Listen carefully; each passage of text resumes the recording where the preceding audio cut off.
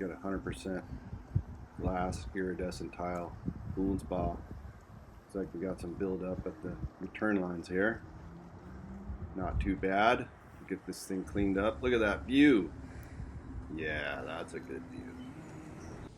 The only issue we see with this spa is there's a crack running across the top of this step. You can see that crack right there. And these tiles, they feel pretty solid, but it's possible that a few of these are only being held on by the grout. So it's possible we may lose one or two of those. If we do, those will have to be repaired. All right, let's start blasting this thing. We got the return lines all taped up.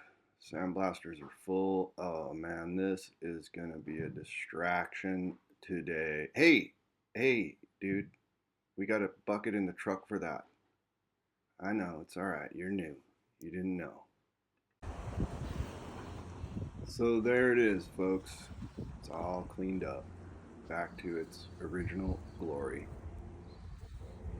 Iridescence still there. It's looking nice.